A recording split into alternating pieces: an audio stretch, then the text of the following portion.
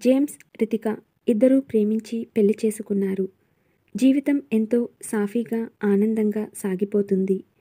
రితిక ఎంతో హుషారుగా, చలాకీగా, సరదాగా, అందరితో కలిసిమెలిసి ఉండే అమ్మాయి. రితిక, జేమ్స్ ఇద్దరూ ఒకరంటే ఒకరికి ప్రాణం. పెళ్ళైన 1 సంవత్సరానికి వీళ్ళ జీవితంలో చీకటి అలముకుంది. రితికకి ఎలాంటి అనారోగ్యం లేదు. కానీ ఒక రోజున రితికకి భరించలేని తలనొప్పి వచ్చింది. తీవ్రమైన తలనొప్పితో బాధపడుతున్న రితికకి మాట తడబడింది. వెంటనే కళ్ళు తిరిగి పడిపోయింది. అంతా ఒక్క క్షణంలోనే జరిగిపోయింది. రితికని వెంటనే హాస్పిటల్కి తీసుకెళ్లాడు జేమ్స్. రితికకి ఎంఆర్ఐ, సిటీ స్కాన్ చేశారు. రిపోర్ట్లు చూసి బ్రెయిన్ హ్యామరేజ్ అని చెప్పారు డాక్టర్. రితిక బ్రతికే అవకాశాలు తక్కువగా ఉన్నాయని చెప్పారు. ఆ మాటలు విని షాక్ అయ్యాడు జేమ్స్.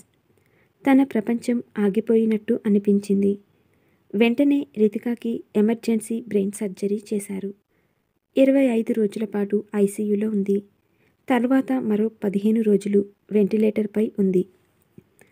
ఐసీయూ నుండి బయటకు వచ్చిన రితికను గుర్తుపట్టలేనంతగా మారిపోయింది. రితికకి ఎన్నో సర్జరీలు చేశారు. తలకు కుట్లు వేశారు. రితిక కదలలేదు, మాట్లాడలేదు.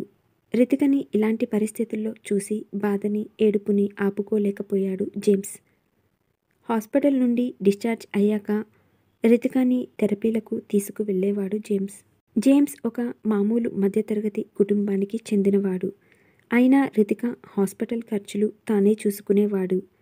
తన దగ్గర డబ్బులు లేకపోయినా అప్పు చేసి మరీ పెట్టేవాడు. రితిక 1 సంవత్సరం తరువాత చిరునవ్వు చిందించింది. కానీ మాట్లాడలేదు, కదలలేదు. రితిక మొహంలో నవ్వుని చూసి జేమ్స్, ఇంట్లో సభ్యులు పండుగలా చేసుకున్నారు. అలా 2 సంవత్సరాలు గడిచిపోయాయి. అయినా రితికలో ఎలాంటి మార్పు రాలేదు. జేమ్స్కి రితికనే లోకం, రితికనే ప్రపంచం.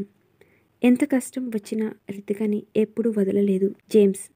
ఏదో ఒక అద్భుతం జరుగుతుందని, రితిక మాట్లాడుతుందని, పూర్తిగా కోలుకుంటుందని నమ్మకంతో ఎదురు చూస్తున్నాడు జేమ్స్.